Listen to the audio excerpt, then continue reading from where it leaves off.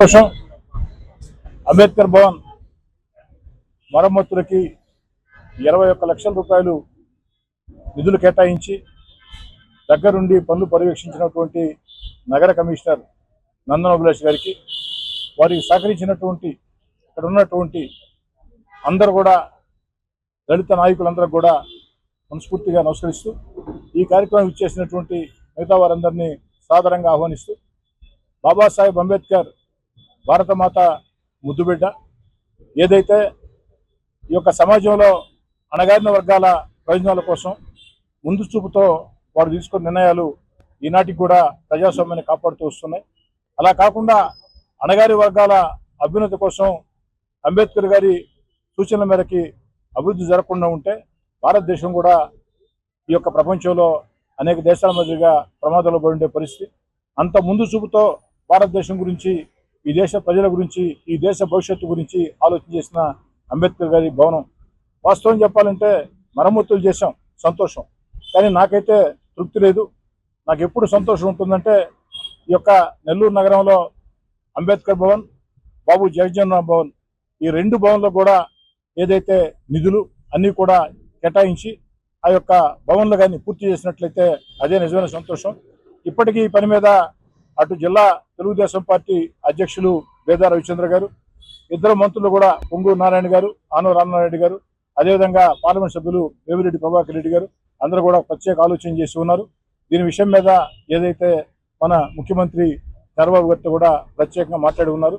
అతి త్వరలో కూడా ఈ పనులు కూడా ప్రారంభమవుతాయని చెప్పి మనసావాచ్యం నమ్ముతూ, పూర్తి స్థాయిలో ఏ విధంగా ఈ పక్కనే ఉన్నటువంటి ప్రాంతంలో బీసీ భవన్ కోసం అడుగులు ఏ విధంగా వేగంగా పడుతున్నాయో, రోడ్డుకి పక్కన ఉండే ప్రాంతంలో అంబేద్కర్ భవన్, అదేవిధంగా బాబు జగజ్జీవన్ భవన్ ఇవన్నీ కూడా పూర్తి చేసినప్పుడు తద్వారా ప్రజలకి మేలు జరుగుతుంది.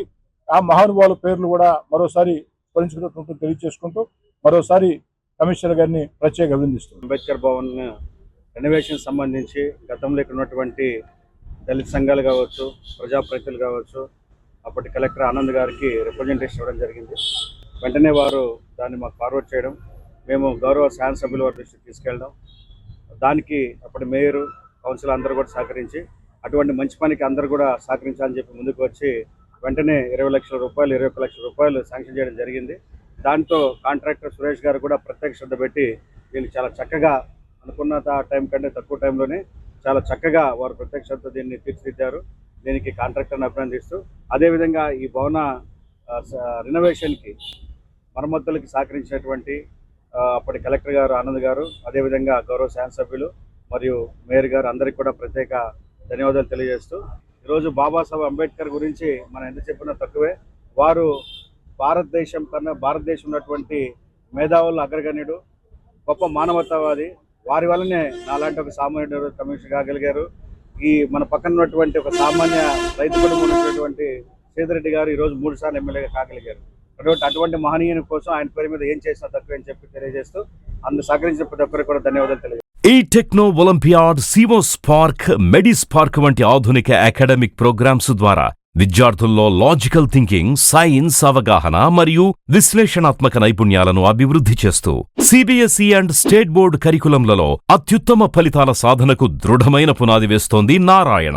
అనుభవజ్ఞులైన అధ్యాపకుల సమగ్ర మార్గదర్శకత్వంలో ప్రతి విద్యార్థిలో logical thinking and analytical skills కి పదును పెట్టి జాతీయ స్థాయి విజేతలుగా తీర్చిదిద్దుతూ వారి ప్రతిభను శిఖరాగ్రాలకు చేరుస్తోంది నారాయణ. అత్యాధునిక డిజిటల్ క్లాస్ రూమ్స్, అత్యుత్తమ ఫిజిక్స్ అండ్ కెమిస్ట్రీ ల్యాబ్స్ తో కూడిన సాంకేతికతతో కూడిన విద్యా వాతావరణం, విశాలమైన ప్లేగ్రౌండ్, పరిశుభ్రమైన డైనింగ్ హాల్లో రుచికరమైన పోషకాహారం, సౌకర్యవంతమైన హాస్టల్ సదుపాయాలు కల్పిస్తోంది నారాయణ. 2026-27 విద్యా సంవత్సరానికి అడ్మిషన్లు ప్రారంభం.